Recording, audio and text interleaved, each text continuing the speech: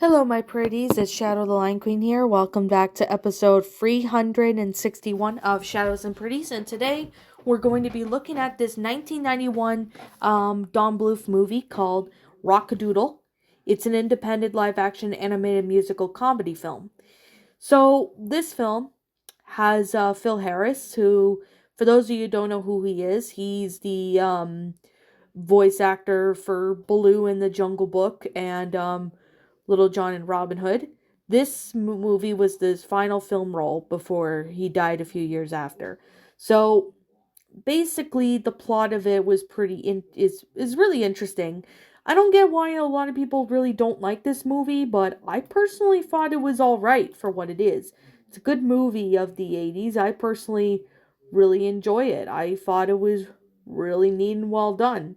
So anyway, I guess with that being the case, and with that being said, I'm just going to sit here and, say right now that if you don't want to hear any, well, if you don't want to hear any spoilers, feel free to click off this video.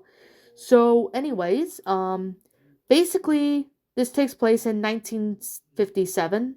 A chancellor, a rooster, who is singing, raises the sun every morning, gets into a fight with a stranger sent by the Grand Duke of Owls, whose kind hates sunlight. Chancellor defeats his attacker, but forgets to crow, and the sun rises away. Ridiculed and rejected by the other animals, Chancellor leaves the farm in shame, and the sun goes back down as the Chancellor had not crowded.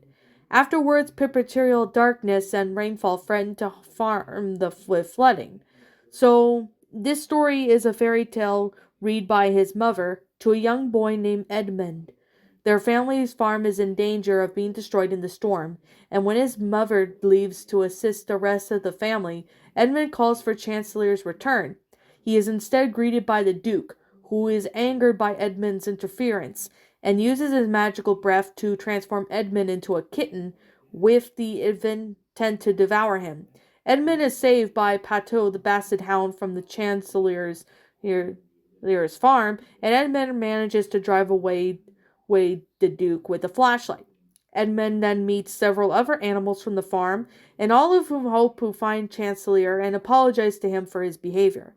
Edmund accompanies Pateau, a cowardly magpie named Snipes, and the intentional field mouse Peepers to the city. While the rest of the animals remained at Edmund's house, the Duke sends his pygmy nephew, Hunch, to stop Edmund and the others from finding the Chancellor. So the group narrowly escapes him and enters the city through an antique pipe. Chancellor, now under the name the King, has become a famous Elvis impersonator under his manager Pinky Fox, who is employed by the Duke to keep the Chancellor in the city and prevent his friends from finding him.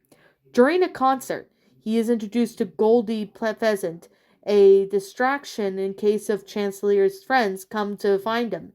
Goldie soon grows into genuinely attracted to Chancellor, and then realizes that Pinky's true intentions were he was to capture Edmund and the others from trying to get the letter to Chancellor. Meanwhile, the Duke and his party stalk the farm animals at Edmund's house, who continuously use Edmund's flashlight to drive him off as long as the batteries hold out. Realizing that she is in love with him, Goldie confesses that to the Chancellor that she is friends to have someone come and see him, and Pinky blackmails Chancellor, who is attending the show, by holding his friends hostage. Hunch inadvertently frees Edmund and the others, and they help Chancellor and Goldie make a grand escape on a helicopter, in which they use it to return to the farm. So after their batteries run out, the Duke and his minions nearly make an escape at the farm's residence when the helicopter spotlight drives them off. Edmund and then the others try to get Chancellor to crow, but his ongoing sadness limits his ability.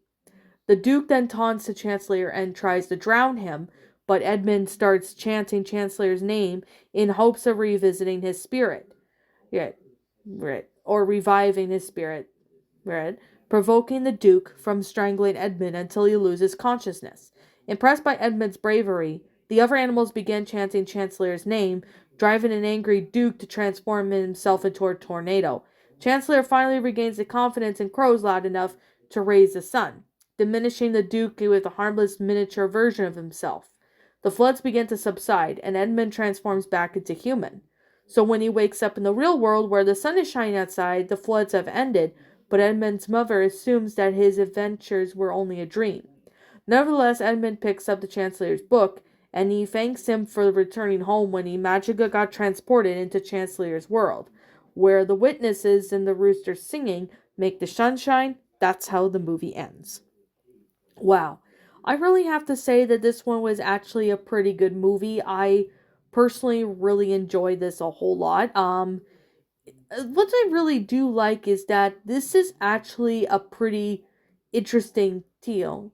The thing about this is that, this movie was being mentioned in development in 1985, and 3 years later, as a response to the groundbreaking live-action movie Who Framed Roger Rabbit, Bluth ultimately revived this proposal, intending to tell the rooster's story through the live-action animation. Originally, the story's first and last scenes were shot in black and white, similar to the 1939 movie The Wizard of Oz. So that is definitely something I can definitely say. But, however, I personally really do have to say that, this movie was actually pretty interesting. I personally really thought it was going to be enjoyable and well done, to which it is. I definitely really gotta say. So, anyway, I can definitely say that this movie definitely had a lot of good going for it. I personally liked the songs of it. I thought it was really well done.